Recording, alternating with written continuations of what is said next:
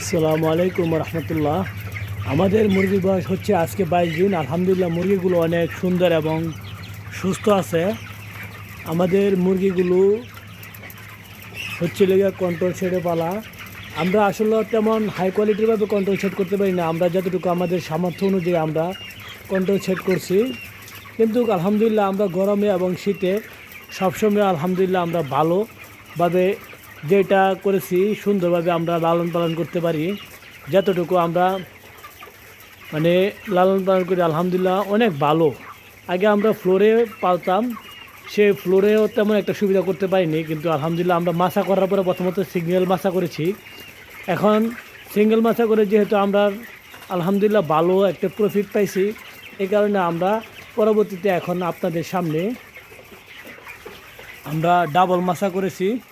এখানে আমাদের মুরগি আছে প্রায় 5,000। এর মধ্যে নষ্ট হয়েছে 20 থেকে 25টি মুরগি নষ্ট হয়েছে। আর আজকে 22 দিন বয়স। আপনারা দেখতে পারতেছেন মুরগিগুলো। কার কীরকম মতামত আপনারা জানায়েন। আর কারো কোনো যদি প্রশ্ন থাকে আমাকে ইনবক্সও করতে পারেন। ইনশাল্লাহ আমি যতটুকু পারি সম্ভব আপনাদের এই প্রশ্নের জবাব দিব। আর আরেকটি কথা হচ্ছিল যে আমরা বাচ্চা নিয়েছিলাম A1 কোম্পানির। আর আমরা এই A1 কোম্পানির বাচ্চা বহুদিন যাবৎ প্রায় 2-2.5 বছর যাবৎ আমরা A1 কোম্পানির বাচ্চাগুলো পালতেছি। যেহেতু ওদের বাচ্চা আমাদের কাছে অনেক ভালো লাগছে, আমরা বিভিন্ন কোম্পানির বাচ্চা পালছি, যেমন কাজী পালছি, আফতাব পালছি, নাহারের পালছি এবং প্রবিটার পালছি।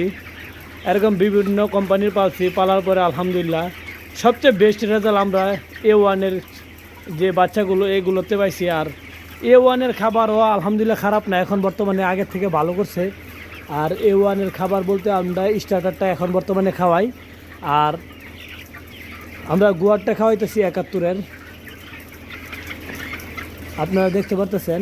আর আমরা নিপল দিয়ে দিয়েছি। আর যারা কন্ট্রোল সেট করবেন তারা অবশ্যই নিপল ইউজ করবেন।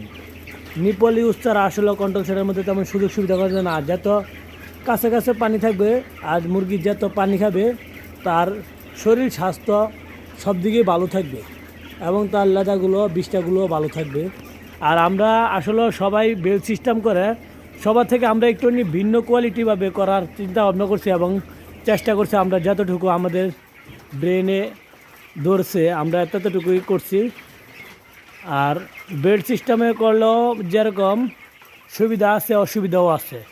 আর এটাতে করলেও যেরকম সুবিধা আছে এরকম অসুবিধা বলতে হলে গিয়া পরিশ্রমটা এটা একটু বেশি, কিন্তু বেল সিস্টেমে পরিশ্রমটা কিছু কম হলেও এর মধ্যে কিছু অসুবিধাও আছে, যেগুলো আসলে যারা বেল করছে তারা এখন বুঝতে পারে। আর এখন যে বেল বাংলাদেশে অত্যাধুনিক বেল আছে ওইটার খরচ আসলে অনেক ব্যয়বহুল। যারা করে তারা আসলে বুঝতে, আমরা যেহেতু গিয়া ছোট শিল্প খামারি ছোট্ট, এই কারণে আমরা এত ব্যয়বহুল খরচ করতে পারি না। আমাদের যতটুকু টাকার সামর্থ্য ছিল আমরা ওই অনুযায়ী আমরা একটি কন্ট্রোল সেট তৈরি করেছি যেন আমরা কিছু প্রফিট করতে পারি। আসসালামু আলাইকুম, সবাই ভালো থাকবেন আর আমাদের জন্য দোয়া করবেন। আর আমাদেরকে লাইক কমেন্ট সাবস্ক্রাইব করে দিবেন।